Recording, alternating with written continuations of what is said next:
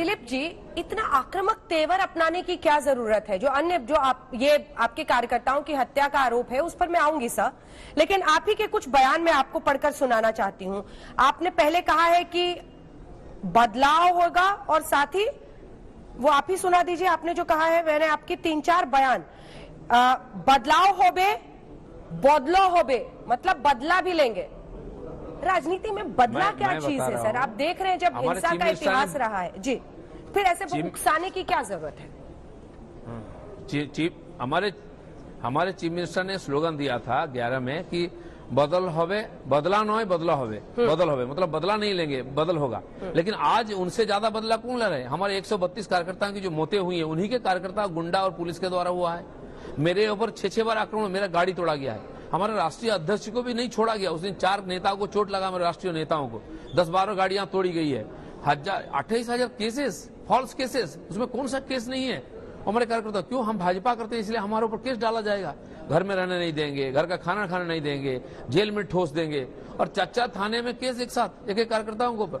तो हमने बोला खाली बदल नहीं होगा। जिन लोगों ने कानून व्यवस्था को अपने हाथ में लिया है, संविधान को, लोकतंत्र को जो क्षत किए हैं, उनके साथ बदला भी हम लेंगे और वो कानूनी ढंग से ही होगा। लेकिन दादा, उनका कहना है कि जहां पर भी किसी की मौत होती है या हत्या होती है, टीएमसी तो यही कहती है, वो कह रही है कि आप चले जाते हैं, उनको कहते हैं ये तो हमारे बीजेपी के कार्यकर्ता हैं। ये कहना है उनका कि आप लोग लाशों की राजनीति कर रहे हैं। इस पर क्या जवाब होगा? नहीं, लाश की राजनीति तो ममता बनर्जी ने किया है। जंगल महल में 200 किलोमीटर दूर कोई मारा जाता था, उसका लाश लेके कलकत्ता में जाम करते थे, रोड जाम करते थे। हमने इस प्रकार राजनीति नहीं की है। हमने आरोप लगाया है, एक नौजवान कार्यकर्ता 22 साल का, उसको मार के पेड़ में टांग दिया जाता है, और उस लाश के नीचे एसपी खड़ा होकर बोलता है एक सुसाइड केस है। ना लाश को उतारा गया, ना हाथ लगाया गया, ना पोस्टमार्टम किया गया। और एक नहीं है, एमएलए को मार दिया गया है, एक से नेताओं को मारा जा रहा है। एक नहीं, हर 2-3 दिन में एक घटना होती है। दुर्गा पूजा के समय भी 6 लोगों की हत्याएं हुई है।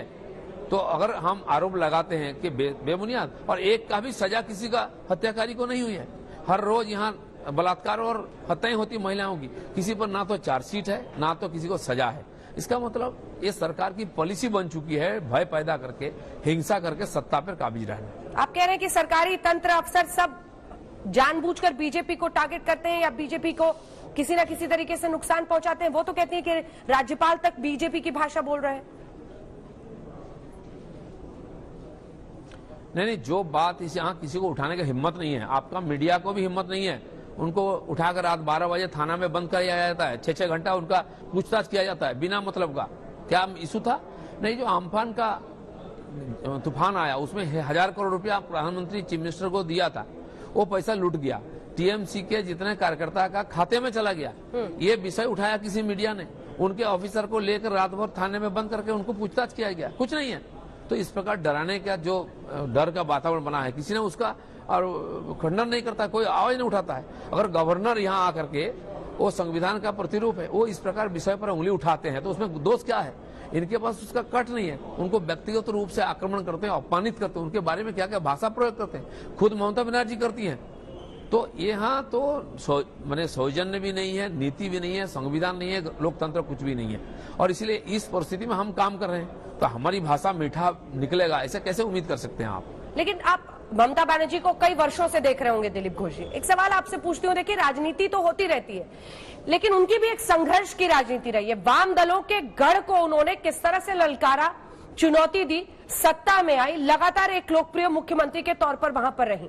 आप लोग अब चुनौती दे रहे हैं। उनका ये कहना है कि बाहरी लोग, चूंकि आपके तमाम केंद्रीय नेता, मंत्री सब पहुंच रहे हैं बारी बारी, कैलाश विजयवर्गीय ने वहां डेरा डाला हुआ है, आपके बीजेपी अध्यक्ष पहुंचते हैं बार बार, गृह मंत्री अमित शाह खास तौर पर बार बार पहुंचते हैं। वो कह रही है कि बाहरी लोग आकर बंगाल को गुजरात नहीं बनाने दूंगी।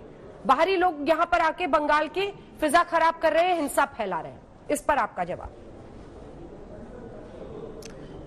देखिए, मैं आपकी इस मत पर दिमत करता हूं कि बहुत बड़ा संघर्ष किया है। कोई भी नेता होता है, चुनाव के लिए लड़ता है, मरता है, दूसरे लोगों को मरवा करके अव्यवस्था पैदा करता है। एक विशेष परिस्थिति के कारण वामपंथियों को लोग इतने नाराज थे, उनकी राज भी ऐसी घिनौना, ऐसे हिंसक था, उससे बचने के लिए लोगों ने दूसरे उनको माध्यम के रूप में लिया। ना तो ममता बनर्जी का कोई विचार है, न कोई कार्य पद्धति है, ना कोई संगठन है, ना कोई लोकतांत्रिक व्यवस्था है, पार्टी में कोई लोकतंत्र नहीं है। मजबूरी में लोगों ने उनको स्वीकार किया था। किसी ने उम्मीद नहीं की उन्होंने सोनार बंगला बना देंगे। आज वही हुआ सामने। आज भी संगठन नहीं है, केवल पुलिस के बल पर विरोधियों को रोक करके सत्ता उपभोग करना। अब देखिए 118 निगम और विधान परिषद, नगर परिषद का चुनाव बाकी है 1 साल, 1.5 साल, 2 साल से। क्यों नहीं चुनाव होता है? हैदराबाद में हो सकता है, राजस्थान में, लद्दाख में और बोडोलैंड में हो सकता है। बंगाल में क्यों नहीं चुनाव करते हैं? 2-2 साल से लोगों क्यों वंचित कर रखे हैं सेवा से? क्यों प्रतिनिधि नहीं है यहाँ? इसका मतलब आप डरती है कि चुनाव होने से भाजपा जीत जाएगा।